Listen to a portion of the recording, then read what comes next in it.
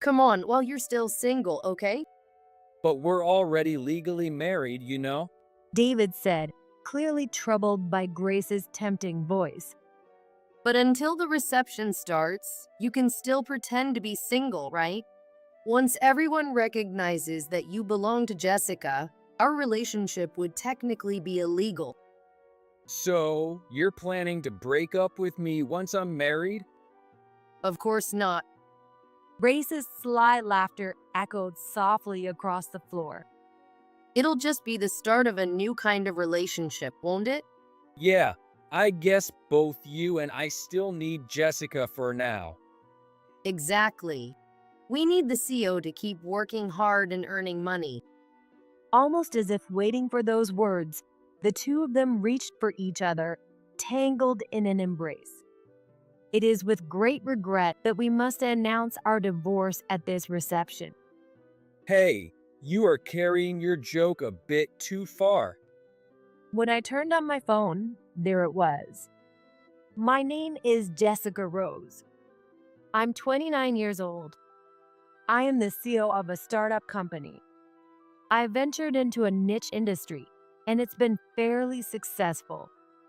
The job mainly involves matching one type of professional with another, not just a one-way service where workers take on client jobs, but where they find partners to complement their shortcomings. That's a simple way to describe what we do.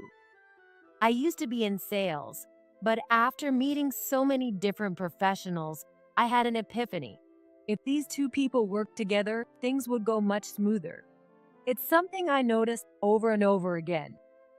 Being a small company, unlike the big firms, we can be more hands-on. Word of mouth started spreading, and thankfully, we've been consistently busy with work.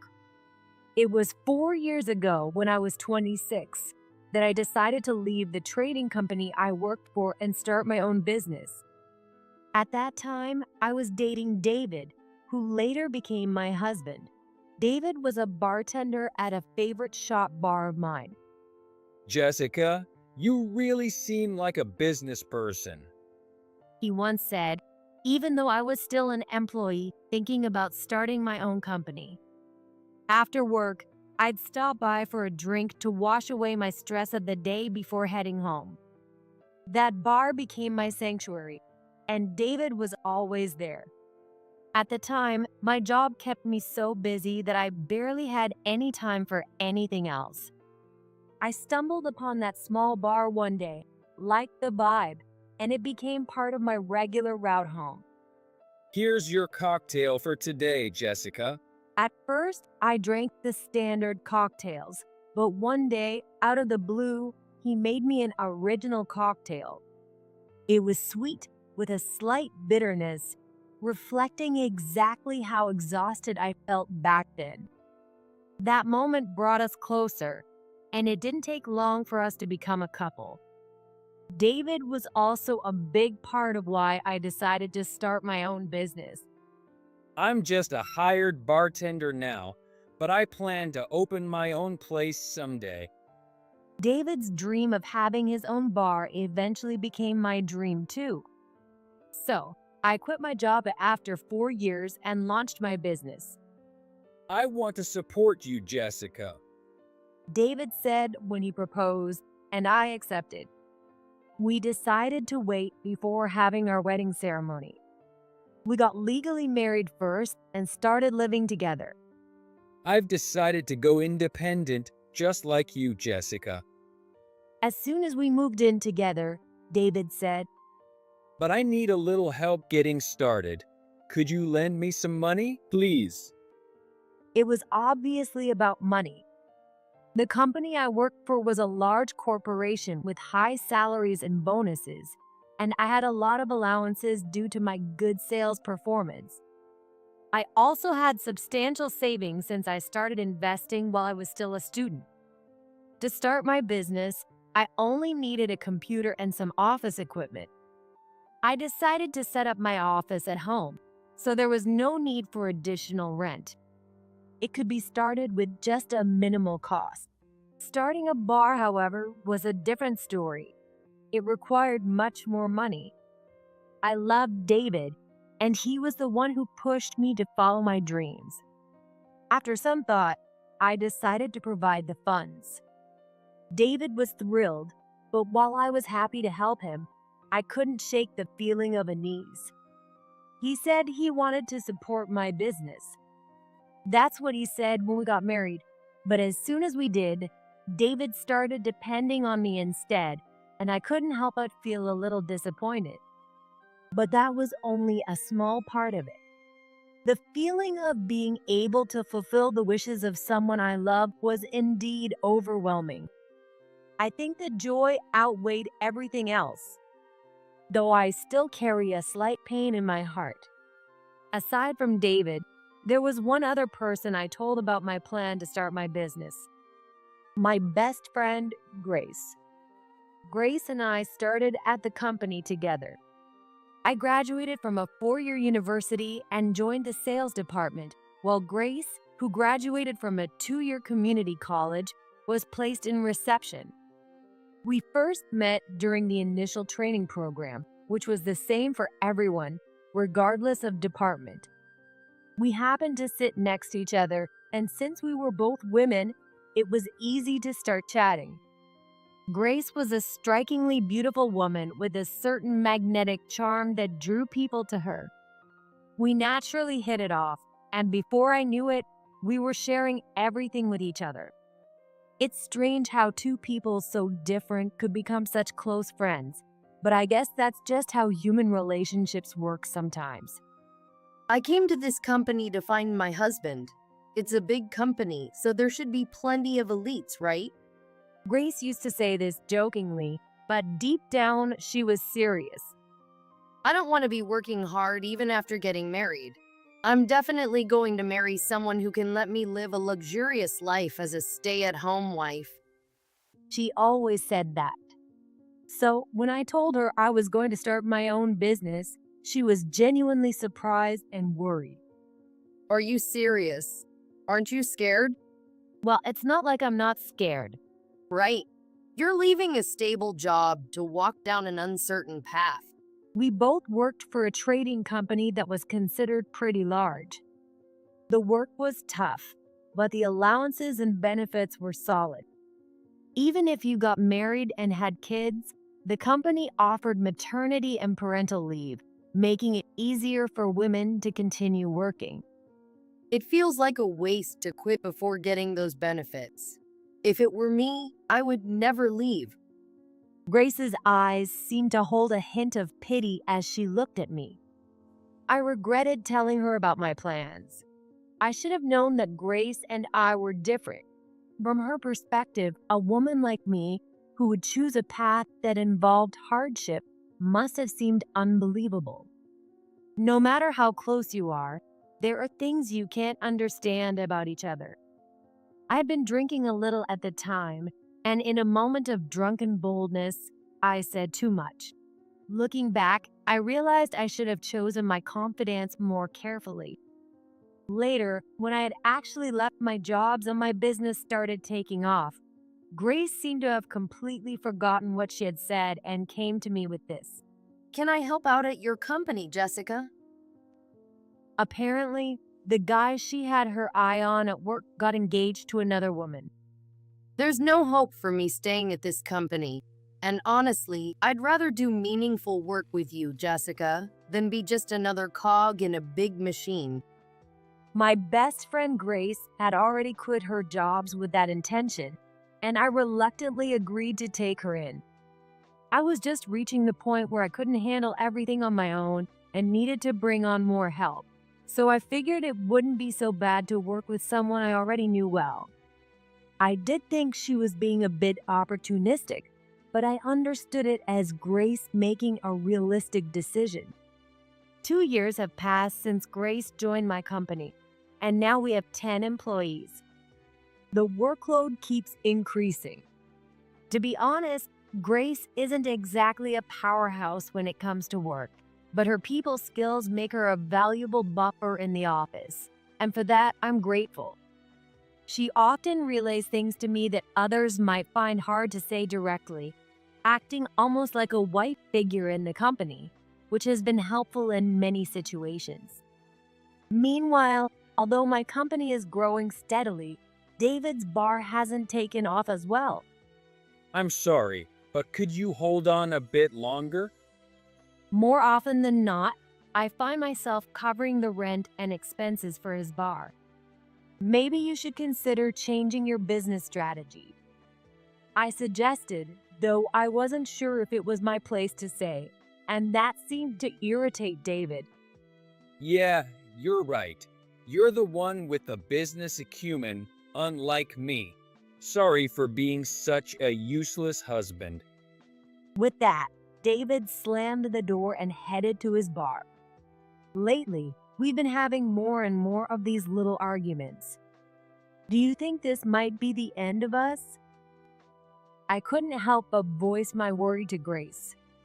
Are you thinking about getting a divorce? Grace asked me bluntly. I don't want to split up, but I don't know how David feels. And maybe, almost as if confessing, I finally voiced a suspicion I had been keeping inside. Maybe what? Maybe David has another woman. I had started noticing things a while ago. Our work schedules don't align, so David and I have different routines. I work from early morning to late afternoon, but my schedule can vary since I do both remote work and go out for meetings.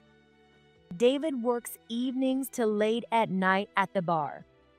We try to find time to spend together as a couple, but the mismatch in our schedules makes it difficult. Is it not going well? I answered just as honestly. I don't know.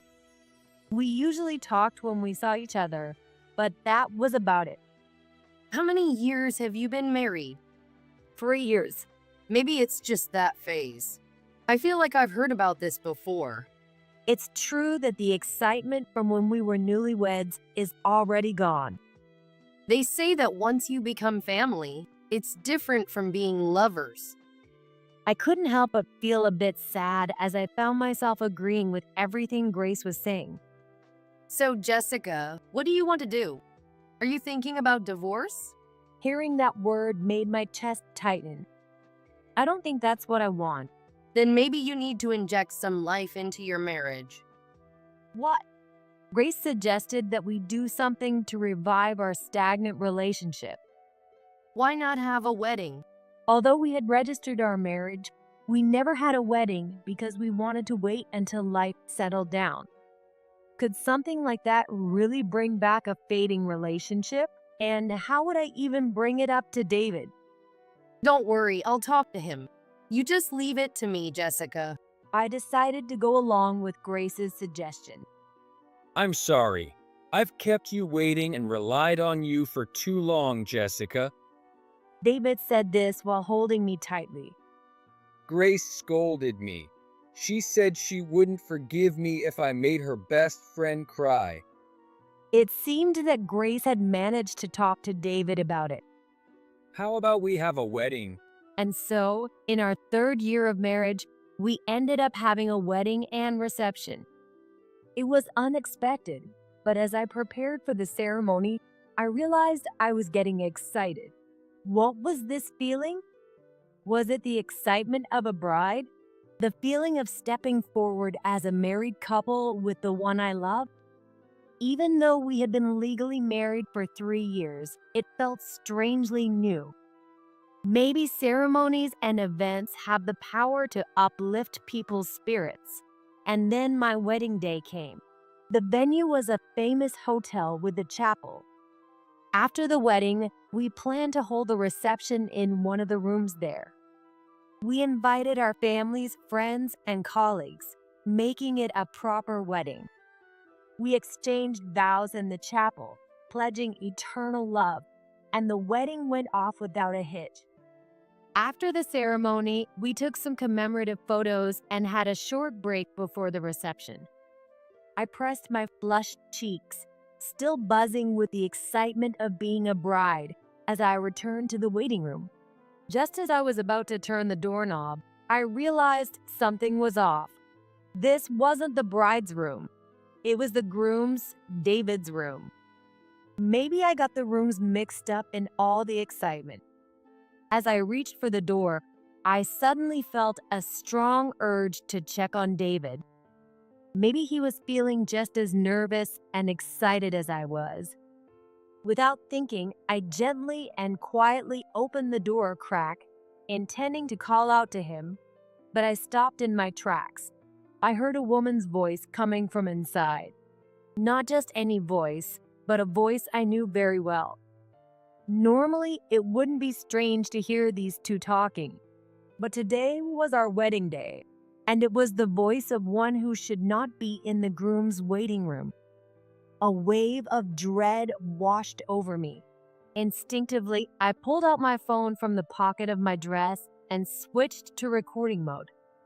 If I slipped it through the crack in the door, I might be able to capture what was happening inside. Even if I couldn't get a clear video, at least I could record the audio. I pressed my ear against the door to listen. You were amazing, darling. Did you fall in love with me again? Of course. It sounds like an appropriate conversation for two people in this room, if this is the groom and the bride. But here I was, the bride, standing outside, listening to them. The conversation continued, full of sweet, flirtatious banter. Why on earth were these two talking like this? Maybe because the excitement of my wedding day had suddenly vanished. I found myself disturbingly calm in this situation. Normally, I'd expect to be furious and storm into the room, but instead, I was collecting evidence like a spy, keeping my presence hidden. Hey, let's do it. Grace's voice dripped with a clingy tone, and as she seemed to ask David for something. Come on, Grace. This is really risky. David said, trying to sound like he was holding her back, but there was a hint in his voice that he wanted the same thing. It's okay, right? You're still technically single, aren't you? But we're already married. David replied, sounding a bit troubled by Grace's advances. But until the reception starts, you can still act single, right? Once everyone recognizes you as Jessica's, our relationship would be illegal. So, are you planning to break up with me once I'm married? Of course not. Grace's sly laughter slithered across the floor. It'll just be the start of a new kind of relationship, right? Yeah, I guess both you and I still need Jessica for now. Exactly, the boss needs to keep bringing in the money. As if they were waiting for those words, the two of them fell into each other's arms. Soon I heard the sound of heavy breathing, rustling fabric, and furniture creaking. I couldn't bring myself to witness it with my own eyes, but I knew my phone had recorded everything. Once the noises subsided and I couldn't hear their voices anymore, I slowly pulled my phone back from the door, turned off the recording, and quietly stepped away. I entered my own waiting room next door as if nothing had happened. It was only then that I realized my hands were trembling. I was scared to watch it, but I knew I had to. I checked the video I had just saved. It's clearer than I expected, I muttered, my voice sounding like it was echoing from the depths of hell. What should I do with this? A groom, on his wedding day, having an affair with the bride's best friend in the waiting room. It sounds like the title of a cheap porn video. Somehow, it all made sense now. The suspicion I had about David seeing someone else, it all fell into place. As soon as Grace heard about it, she and David moved quickly. They probably couldn't afford for me to divorce him. David needed me to keep funding his bar, and Grace was likely getting some sort of allowance from him. I was nothing more than a convenient cash cow for them. They wanted to secretly keep their relationship going while extracting as much as they could from me. That's what today's charade was all about. They probably thought that by dangling the dream of a wedding, they could keep deceiving me for a little longer. How foolish they must think I am. But I have to admit, I was naive. I trusted them and ignored the signs. But now, looking back, so many things were off. For instance, whenever I had a business issue on my mind, David would suddenly offer some advice. Grace must have been leaking information about my work to David, trying to steer things in their favor. Maybe Grace joined my company with that intention from the start.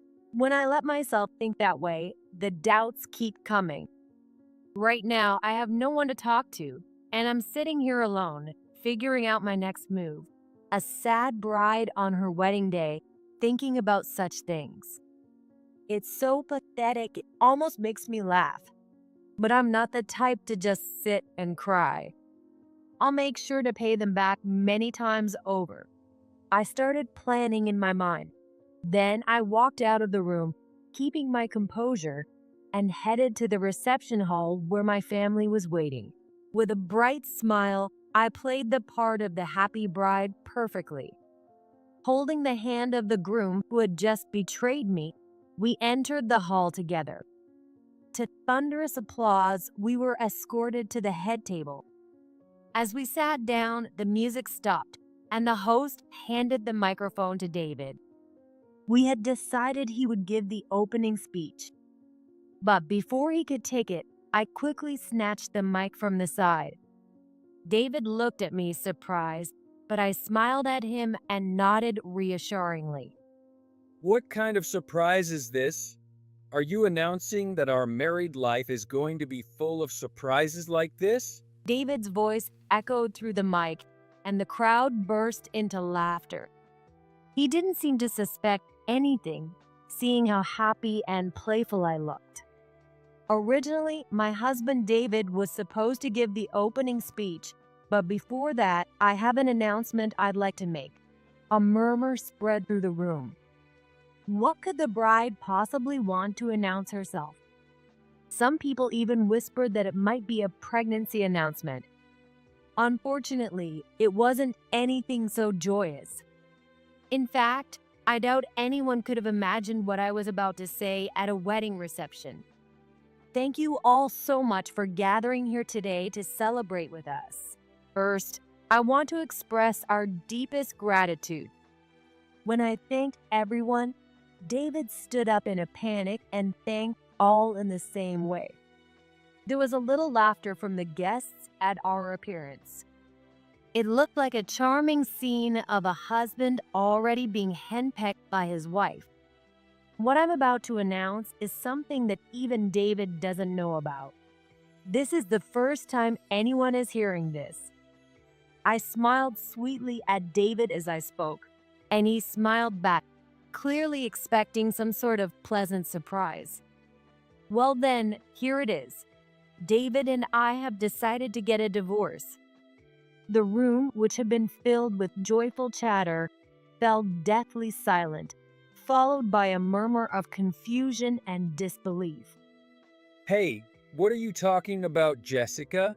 David stammered, a nervous laugh escaping him, but he didn't seem to believe it yet. How could he? It is with great regret that we must announce our divorce here at this reception. Hey, you are carrying your joke a bit too far. David scolded harshly, but I only smiled more brightly. Why are you smiling? Why would you say something like that? Take it back. Apologize to everyone right now. No, we're getting divorced. I'm not divorcing you. There's no reason to. David shouted, slamming his hand on the table. Oh, there's a reason, I said, pulling my phone out of the pocket of my wedding dress. Did you know that some wedding dresses now have pockets? Even brides want to carry their phones these days. I turned on my phone, and the following conversation started playing, echoing throughout the hall from the mic I was holding. You were amazing, darling. Did you fall in love with me again? Of course. Some people might have thought it was a conversation between me and David. But David and one other person in the room knew immediately that it wasn't. Stop it. David lunged at me, but I had anticipated that much. I quickly turned and ran, clutching the phone and microphone. I said stop it. Even if some people initially thought it was just a conversation between David and me, his frantic behavior would have made it clear that something was off. I skipped ahead in the video and played the key part. But until the reception starts, you're still technically single, right? Once everyone recognizes that you belong to Jessica, our relationship would become illegal. So, are you planning to break up with me once I'm married? Of course not. By now, everyone in the room understood. This was a conversation between the groom and someone other than the bride, and they likely realized it took place just before the reception began. It'll just be the start of a new kind of relationship, right? Yeah, I guess both you and I still need Jessica for now. Exactly. The boss needs to keep bringing in the money. Just as the sounds of something beginning could be heard, I turned off the recording. From here on, it's not the kind of content that's appropriate for everyone to hear. And just so you know, this phone doesn't only have audio, it has video as well. The room erupted in a chaotic murmur as people realized what was happening. I looked over to the table where my employees were seated. Their Grace sat silent in her red dress. While the others were buzzing with confusion, Grace remained frozen. Somehow she looked like she was trembling. As I stared at Grace, David seized the moment, snatching the phone from my hand and smashing it to the ground, stomping on it. There, now there's no evidence. Serves you right. David shouted, his voice tinged with madness as he stood there panting. Now there's no reason for our divorce. I'm not leaving you. His eyes were bloodshot. Too bad for you. Even if you've destroyed my phone, the data is backed up in the cloud. I can make as many copies as I need. At my words, David collapsed in defeat. It wasn't long before everyone knew who David's affair partner was. The employees recognized Grace's voice and demeanor. My family, who knew Grace well, were initially in disbelief when I told them, but their disbelief quickly turned to anger. David's parents, on the other hand, were so devastated that they practically begged for forgiveness at the reception. It was hard to watch, and I felt a twinge of guilt, but there was nothing I could do. Naturally, the reception was called off. I apologized to the guests many times, but no one blamed me. The groom engaged in an affair with his mistress right before the wedding reception. Everyone's judgment turned against David. David sat on the floor like an emotionless doll. He couldn't even react to the cold stare. Grace had disappeared from the venue at some point. But no matter where she went, I would make sure to track her down. I whispered that to myself in my heart. Our divorce proceedings went smoothly. In his state, David had no grounds to argue. He had little to his name anyway. Despite calling it his bar, it was really just a name. At the time, no one would lease a place to him, so I had signed the rental agreement in my name, with David merely acting as the manager. His parents, who hadn't known this, were shocked. David had made it seem as though he had started the business on his own, but that was far from the truth. As a result, there was no money for alimony or asset division. David's parents, realizing everything, emptied their retirement savings and even took out loans to cover the costs.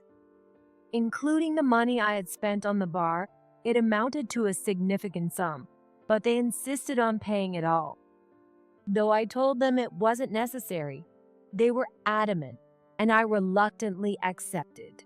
Are you going to take my bar away too? David protested, but his parents yelled at him, silencing him. They said they would have him work off the debt by living and working on a relative's farm. David, who had always liked the urban, sophisticated lifestyle, would now be working in the country, something he had always despised. To me, it seemed like the most fitting punishment. Maybe this would help him appreciate the dignity and importance of such work, but whether he changed or not no longer mattered to me. As for Grace, she disappeared for a while. But I contacted her parents, and when she returned to her family home, they ensured she was brought to the table to face the consequences. After fleeing the reception, Grace apparently sought refuge with a few men she knew, but they eventually grew tired of her and kicked her out. After bouncing from one place to another, she eventually had nowhere else to go and had to return to her parents' home. It's not my fault. David was the one who fell for me and made the first move. No matter how you try to spin it, the fact remains that you had an affair with my ex-husband while we were still married. I will be taking legal action for damages. I don't have a penny to my name.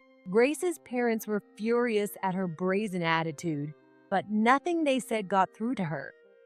Like David's parents at the reception, Grace's parents repeatedly apologized and offered to pay the compensation, damages, and even the reception cost. I felt sorry for them, just as I had for David's parents, but since Grace couldn't pay herself, I decided to accept their offer. However, I declined the reimbursement for the reception costs, as David's parents had already covered that. Grace seemed truly bitter about the situation and, in an attempt to spite me, ended up revealing everything. While I knew she might have exaggerated some things to make herself look better, I believe the core of her story was true. According to Grace, she had been deeply resentful ever since I got married and became independent. I am prettier, more urban, and more loved by men than you. But you, who I thought were plain and boring, married someone as handsome as David and became the CEO. I couldn't stand it. Grace tried to find a suitable man who could outshine me, approaching several promising male colleagues, but none of them saw her as more than a fling. Grace had a reputation as a notorious flirt since the time I was still at the company, so it's no wonder no one saw her as marriage material. I had warned her many times. If she was serious about finding a husband, she needed to be more cautious in her behavior. But Grace never listened to me. You just don't get it, Jessica. You can't understand what it's like to be a woman like me, who's always being pursued by men. She would sigh and brush off my advice, so I eventually gave up on talking to her about her relationships. I've always looked down on you, thinking you were just throwing yourself into work because you weren't attractive enough to get a man. So when I heard you were becoming the CEO, I was determined to find a way to ruin it for you. All the while, I had no idea, continuing our friendship, only to have her eventually go after my husband. When Grace realized no one at work would take her seriously, she set her sights on David. She wormed her way into my company, pretended to be supportive, and seduced David, hoping they could take over the business together. In truth, I had known David had been unfaithful from time to time. He was always that kind of person, and I figured that if it was just a little thing fueled by alcohol, it was something I could overlook. As long as it was a brief fling and I didn't find out about it, I thought I could turn a blind eye. As long as he came back to me, I thought that would be enough. But when I talked to Grace about it, I felt uneasy, like something was different this time. Back then, I still had feelings for David and was serious about not wanting to break up. So I turned to Grace, who I thought knew a lot about relationships, and that's how things ended up the way they did. I heard him say that your company only exists because of him. He said there's no way a woman could run a business on her own. And believing that is what got me into this mess. Grace had flattered David, encouraging him to exaggerate his role in my success. And David, driven by pride, started believing his own lies. Grace, in turn, fed information about my company back to David. David pretended to be worried about me, gave me some advice, and then felt like he was really running my company. But while I listened to David's advice, I never let it sway my decisions. I knew the fate of my company and employees rested on my shoulders. If David's advice made sense, I'd acknowledge it. But if it didn't, I'd thank him and move on. It was all just a fantasy they had built together. Just look at how David's bar turned out. He clearly lacked any real business acumen. That's the reality. After I took everything I was owed from David and Grace, I decided to cut all ties with them. I have a company to run and employees who depend on me. I don't have time to dwell on such things. I've already caused everyone enough worry with this situation. Of course, word about the two of them still reaches me from time to time. As for David, I've heard he's settled into working quietly on the farm. Whether he's lost the will to resist or perhaps found that he actually suits the work, I don't know. And I don't care. All I know is what his parents have reported to me. Perhaps they told me in the hope that I'd reconcile with a reformed David, but I only responded with, "Good to hear," and left it at that. Grace, on the other hand, was brought back home by her parents and was quiet for a while, but eventually ran away and is now missing. A friend once mentioned seeing someone who looked like her in the nightlife scene, but it could have been someone else. Whatever the case, what she's doing now is none of my concern. There was a time when it was really hard.